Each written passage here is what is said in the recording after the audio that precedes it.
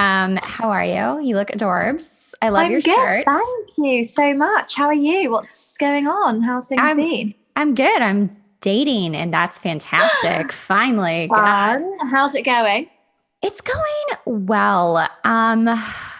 You know what? Let's talk about that in the Yes. podcast. Yeah, perfect. That sounds good. Hey guys, I'm Jackie Brubaker. I'm an author, a motivational and career coach, and host of That Girl the podcast. Each week, I bring on a leader in their field to talk about how to stop making excuses and how you can start living your lifelong dream. That Girl the podcast is based on That Girl the novel, which is on Amazon to download or buy the paperback of. To find books, courses, and products from our episodes, check out the shop page at thatgirlcoaching.com. You can also follow us on Instagram at Jackie Brubaker and at That Girl the podcast and our Patreon page. How are you? You look adorbs. I love your I'm good. shirt. Thank you so much. How are you? What's going on? How's things been? I'm good. I'm dating and that's fantastic. Finally. Fun. How's it going? It's going well. You know what? Let's talk about that in the podcast. Yes. Yeah, perfect. That sounds good. Sarah, welcome. Hello. Yay! Sara Totten is back from the Good, the Bad, and the Ghosted podcast. She is going to talk about, she's going to talk with me about that girl summer, basically. We're going to talk about dating after COVID today. I'm very excited because you and I are both getting experience with this and all of the ups and the downs and the weirdness. But this whole summer series is going to be all about dating, relationships, all kinds of fun stuff. So if you are going to the beach or going to the pool and you need something to listen to that's funny and insightful, but like gets you like up for summer, this is it. This is the place to be. This is the place to be. So how has dating been going for you? Well, I actually, not unfortunately for me, but I'm now in a relationship. So I'm no longer the single girl, but it's going good though. It's going very, very good. It's somebody that I met a long time ago and we've just kind of started dating. So actually the last time you were on, you had started dating someone. Is this the same person? Yes, it is. Yeah. I know. It's happened. Love is happening, guys. It is impossible. Oh my God. I know. Miracles happen. They do happen. Oh, that's so cool. So yeah. Okay. So but what about you? What's been going on with you? How's your dating life? My dating life exists finally. Yay. Tell me all about it. I'm intrigued. Yeah. I was on a little sabbatical there. I was like, I hate this, which I do. I take big long breaks of dating because it's just so hard. It's so mentally and emotionally and even physically just difficult to be out there. I think that's such a good thing to do though, just to like for yourself and for like your mental health and everything like that. I think I really advocate for doing that because, you know, we've spoken, I think, about it before on previous episodes where like, you know, you can't date or find somebody if you're not happy in yourself. So if you're just like completely draining yourself and tiring yourself out trying to find somebody and you're not happy, it's never going to go well. So I think you always need to be in the right place before you start looking for somebody to date. Absolutely. And like what I was coming across was I'm like, no, I'm in a good spot. I'm in a good spot with myself and my brain and my heart. But what I was coming across was that there are so many people who aren't. And so you're running into them.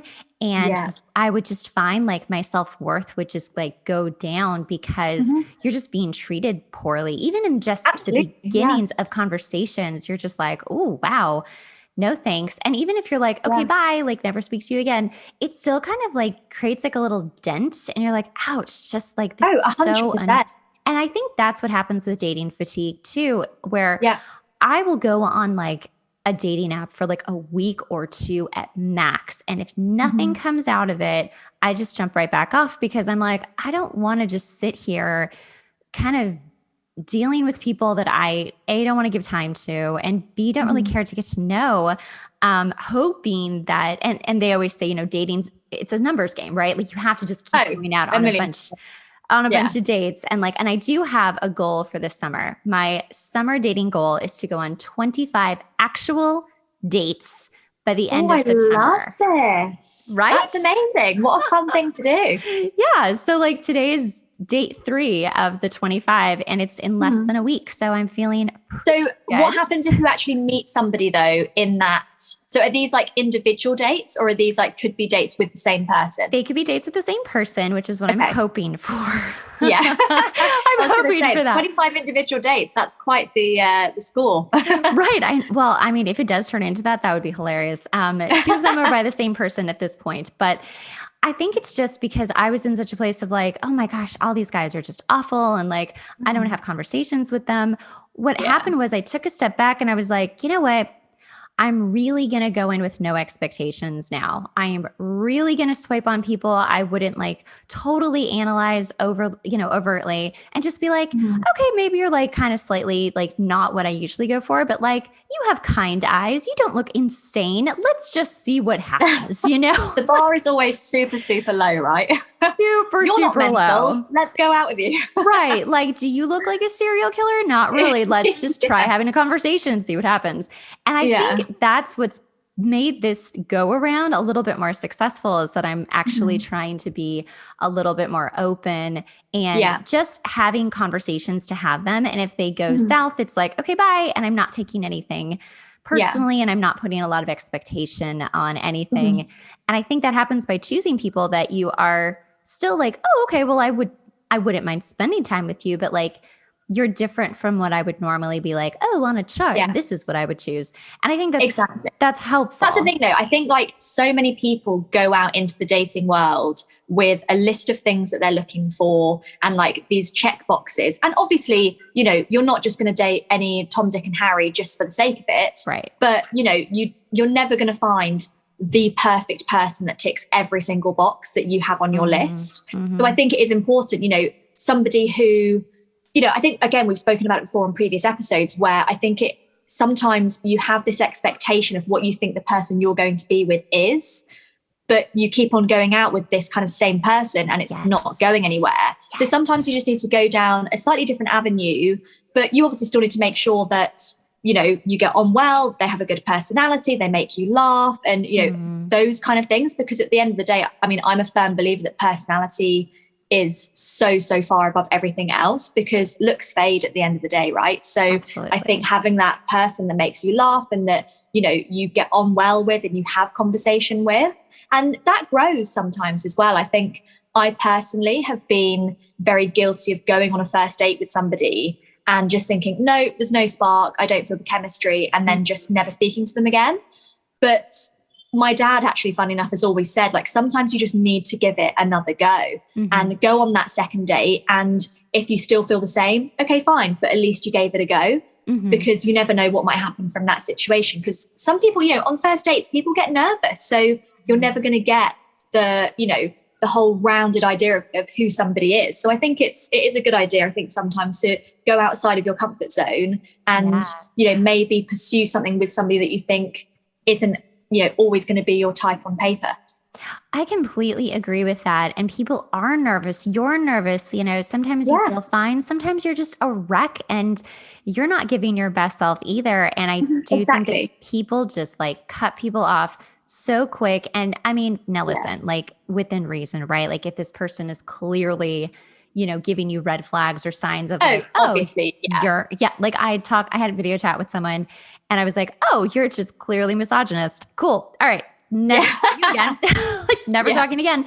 Sure. I mean, that is one thing. But like if you, like you said, you go out with someone and you don't immediately feel the chemistry, but like the personality's there and the conversation's there, it's important to do it again because you will get a different side of them. Exactly. I think the question marks, if you will, I think are people that you should give another chance to just in case. But like you said, if there are people who are definitely an absolute fuck no, then that's absolutely fine. Don't see them again. But I think just, sometimes give people the benefit of the doubt. I think so too. Okay. So let's talk about COVID. Yeah. We are opening up. What is it like in London right now? Are you guys opening up more? What's the situation? Yeah. So things are definitely opening up. So like bars and restaurants are all open. You're allowed to meet, a group of people outside. And I think you're allowed, to have people inside your home now as well. And I think we're supposedly edging towards a complete, they're calling it the Freedom Day on the 21st of June, where basically all rules and everything are being like discarded. And there's, apart from, I think, potentially obviously continuing to wear face masks and stuff like that. Okay. But other than that, everything is going to go back to normal. Fingers crossed. But, at the moment, it's okay. What about you guys? How are things there? We're better. A lot of people are not wearing masks outside, which seems normal. But it was also just like, oh, I guess we're just not doing this anymore. Some people do, some people don't.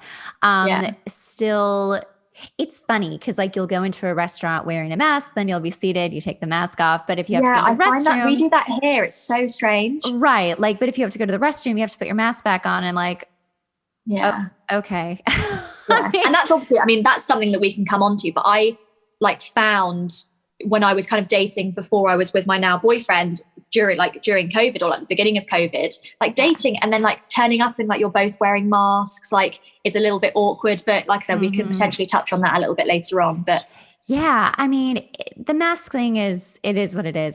Sometimes you're like happily surprised, and then sometimes you're like, oh, that's put it back on. Like. Right. This up was great. But what about like, so what I'm finding a lot is people are like, so are you vaccinated? And if so, which one did you get? And I'm like, oh, okay. Right. Conversation opener. It's so funny. Like, this is truly how the conversation goes.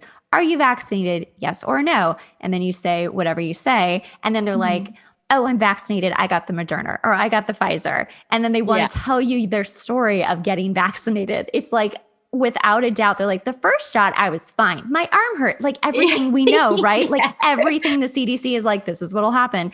And the second time I felt really sick. I'm like, great. That's honestly, I guess for the last year and a half or however long it's been, people haven't been living their life. So that honestly is the best that people can come up with. Right. People are working from home, they're not going out, they're not going on holiday. Right. So what else do you have to talk about apart from getting vaccinated? Absolutely. It is the highlight of so many people's lives. I know.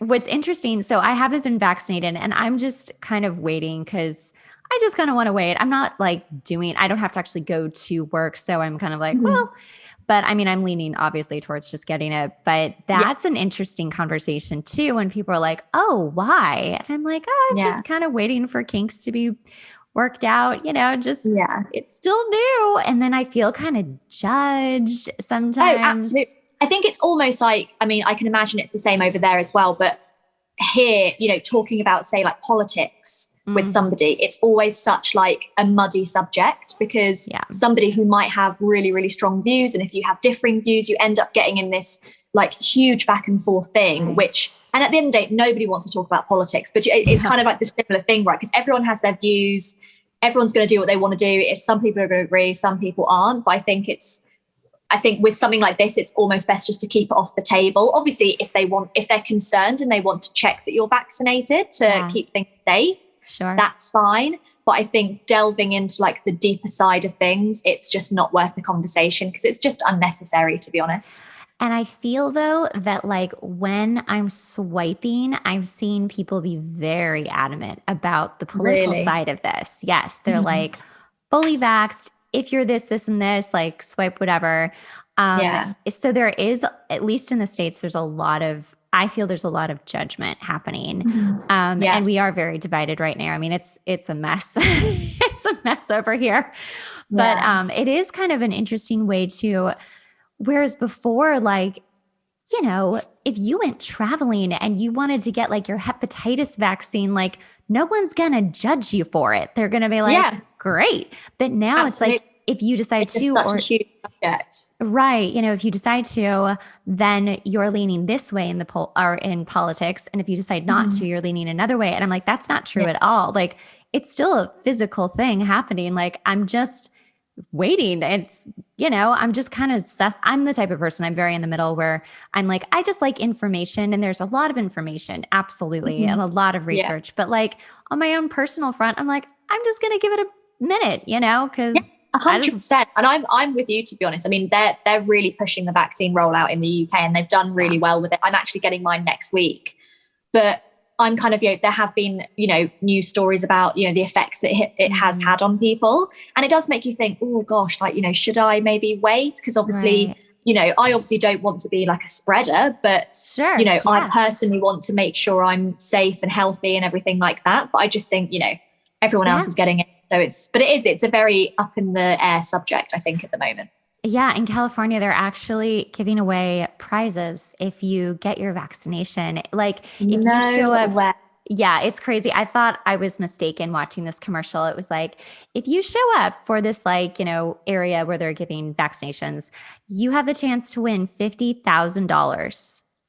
Oh my God. I was like, that's mad. What is that? As if they have to do that to get people to show up. That's crazy. That's totally what's happening right now. And I'm like, it's funny because there's a huge crop of people who want to get vaccinated and have, we're like, oh my gosh, can't wait. And then there's a huge crop that's like, we're just going to wait. And I'm like in the middle where I'm just like, well, and like my thing is like, unless I'm traveling internationally or I get on a show where they're like, yeah, you're going to be dancing with a bunch of people. Like you have to do this. I'd be like, okay, but in the meantime, I'm like, So that is a very, I don't blame you. Yeah. Like that is the very interesting thing. And like, again, I live in Los Angeles, so it's very, very, left over here too. So it's like, even if you are, like I'm an independent because I really love just sitting in the middle. I want to hear everything, but I do lean more Democratic, but I'm like, oh my gosh. Anyway, anywho, so COVID is weird and it is definitely affecting the dating realm. Absolutely. What about if you're like dating someone and they do catch a cold or they do get sick? Like, would you automatically be like, oh my God, it's COVID? I think this is the hard thing, right? Because I mean, I think everyone's kind of under that assumption. I think, over here, especially, if you have any of the symptoms or if you're just feeling under the weather, it's very much like isolate for 10 days or 2 weeks. And, that's it. And I think that is a really, really difficult thing because obviously if you do start dating somebody or you're about to go on a date with them and they say, it happened, last year, because obviously we've been living in this for a long time now. And somebody was like, I think I was meant to go on a date with somebody the night after. And they were like, oh, I've woken up with, a bit of a runny nose and like a bit of a fever. So I'm going to get myself a test. I had to postpone it. And then it just kind of like, and I think with dating, maybe not so much now, but before COVID, it moves very, very quickly. So, it's because I think generally these days people have more than one person on the go or are talking to multiple people at a time. It's difficult to kind of, I mean, it sounds so bad, but it's hard to keep somebody's attention. Do you know what I mean? Or give somebody all of your attention if you are talking to other people. So, if you are talking to somebody or you arrange to go on a date with them and they say, oh, I'm not feeling very well, I'm going to get a test, and they do get it or they're going to isolate, then, chances are, do you maybe get a little bit bored by the time it's time to see them? Do you know what I mean? Like that sounds really harsh, but it moves so fast that, you've maybe started talking to somebody else and being on a date with somebody else and they're just kind of out of the picture. No, that actually just happened. They didn't get sick, but they're like, oh, I'm going to be busy for the next week and a half. And I'm like, all right, well, I guess this is over. I'm like, you can reach out, but otherwise, I mean, you're dead to me. No, I'm just kidding. Yeah. But it feels that way. It really does. Cause that is the perfect way of putting it. It just moves so fast. And when you don't know these people, especially if you're still on the app talking to them, they're just pictures, and some text, you really don't know who they are and if you even want to invest anything into them. So it is very easy to. And I think that's nice to hear too for women who were like, oh, I don't know, he was so great. We were chatting, then he just fell off the face of the earth. It's because there's so many other people in their queue that they're talking to. Absolutely. Yeah. And again, I kind of think this is something we touched on with the whole breadcrumbing thing when we spoke in the last, our last episode. And it is very much that sometimes it's not a case of these people, be wanting to purposely, treat you badly or they're bad people. Sometimes it is just, and it's happened with me. And I haven't wanted to hurt anybody's feelings or, you know, make those bad moves. But sometimes you just end up talking to somebody else and it just kind of like, you know, it just slowly disappears, or it just, you know, and that's fair enough.